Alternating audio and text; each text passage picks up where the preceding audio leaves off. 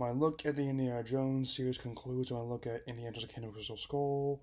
If I want to look at this film for at least a year, give it a reception, keep in mind that once again I might not say what you think I will, so let's open it up.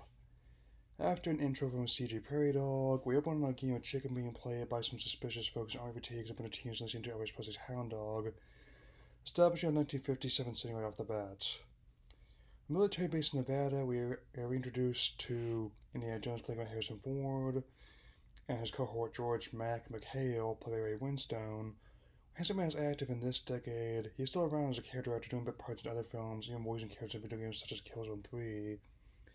Anyway, we are then introduced to our villain Irina Spalko, played by Cate Blanchett.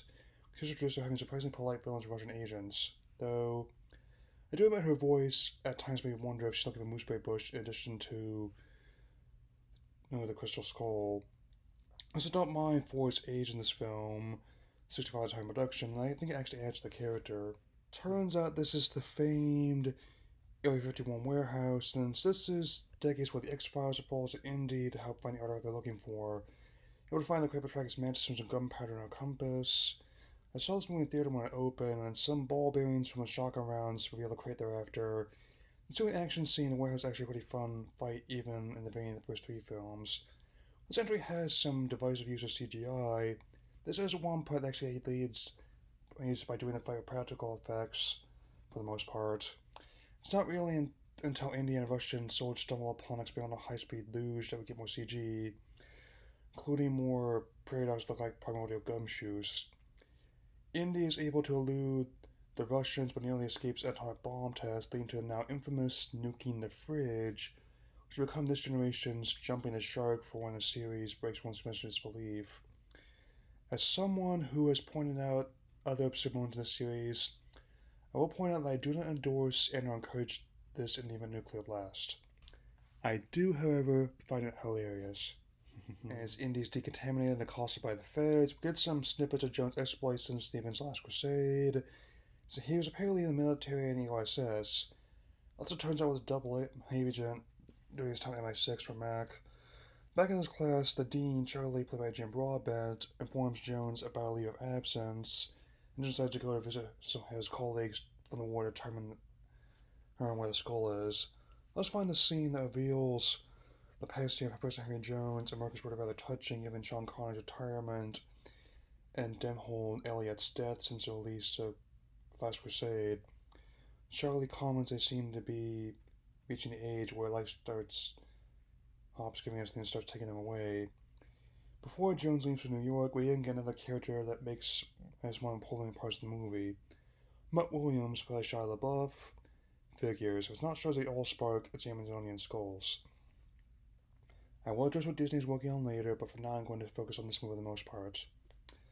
Mutt tells Indy about the skull, and even if it's not a real artifact like the ones in previous films, it's no more absurd than a set of Infinity Stones, or, heaven forbid, a gold Easter egg that leads to control of the Oasis. Mutt and Indy are then accosted by two KGB agents able to cause a distraction by causing a fight in the diner, leading to a very nice motorcycle chase. Imagine that. 35 years after American Graffiti, Ford and Lucas still doing this stuff.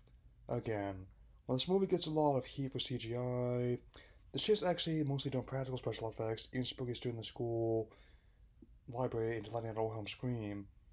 I also like the little gag of Jones answering students' question about their science as they're running from the feds. Something tells me that's not the first time this has happened. The skull is in Peru, which is where the search continues. How a usual transition of traveling by map, there's no better way to travel. Before Indy and Mutt search the ruins, I also kind of like the knife tricks that Mutt is doing before they head off. Mutt also reveals they quit school, but just like to read is good at fencing. Remember this, it'll be absurdly and ridiculously important later. After getting some information from the locals, Indy and Mutt investigate a tomb while Mac follows close behind. The skull is also an artifact that must be returned to its final resting place to claim its true power. They also find the next clue in the graveyard as they're attacked by some knees wielding hanging posts and darts. Driving left, they find no names of Orleana, and another lead, it's a skull in the process. Straight left, some of the goals drawn to the skull's magnetism, and Indy finds it. I know what you're all thinking, but I'm saving it for later. You'll know why when the time comes. Even with Indy's rambling about Akator, it's no weirder than a fertility idol the Hope Diamond across the Coronado in my book. Mac and several Sparkle soldiers then capture the two and take them back to their camp, and Jones naturally isn't happy with Mac's double dealing. Mac openly says he did it for a huge pile of money, probably the same thing the actors said got to say yes to the script, and detractors watching this will only get one. Sparkle then intends to weaponize the skull, who tells Indy that's only actually remains of an alien, there are more. Indy then reunites with his colleague Professor John Oxley, played by the late John Hurt. Oxley becomes mad by the skull's powers, though to be fair, it's not the worst thing he's had an alien do to him. That dude in Nostromo was a big mess. Sparkle intends to use the power of the skulls to have a new form of psychic warfare. Indy and Oxley are linked with him as one mind with the skull, both of whom will be used as guides to find the Tomb of Agator. Indy also reunites with old flame Marion Ravenwood, played again by Karen Allen. It's not the only reveal we have. It turns out that not only is she Mutt's mother, but Indy is also his father. Oxley then gives Jones the next clue and it's another riddle. If Nolan sometimes shows up looking for the J key, I'm out. Though the scuffle at the campsite and subsequent escape attempt are getting decent, the next part is a car chase for the jungle, complete with CGI monkeys. I don't hate this scene like some other people do, but between the fencing and swinging on the vines, I haven't seen CGI premise like this since King K. Rool swiped DK's Banana Horde. This also points out that once again, John Williams' score is fantastic, even the part where the big Russian coming flesh eating ants a bit over the top. Mac also outs himself as CIA as well, even though some of the greenery looks like it came from Marble Garden Zone. The fight choreography and stuff actually holds up pretty well. Fortunately, Madison Skull is able to repel the ants so everyone can reach the river and then way into the tomb.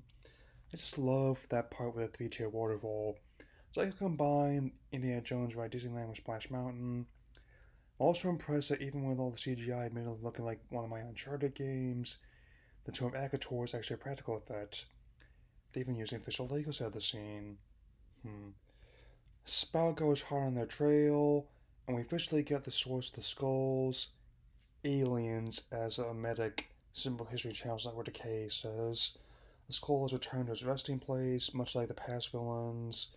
Spalco is destroyed by the power she sought. The shrine becomes a UFO, but it's honestly no more absurd than Percival gaining control of the Oasis from finding secrets of adventure on Atari. So we close on Jones being promoted to Associate Dean, Indy and Marianne officially getting married, and the door being open for a fifth film, which is still being developed under Disney's ownership of Lucasfilm.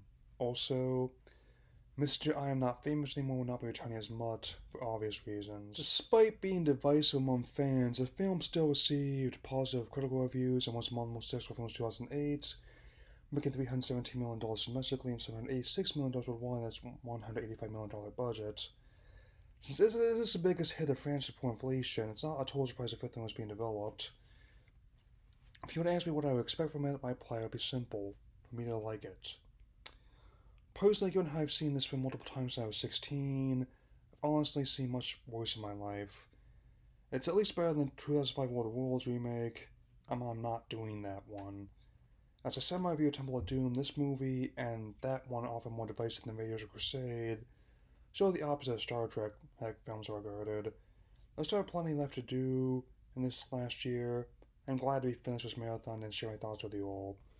By rating these 3 out of 4. This will not be the last book for review here, and given the hints I dropped, you know why I've been wanting to do it. Later, and happy gunting.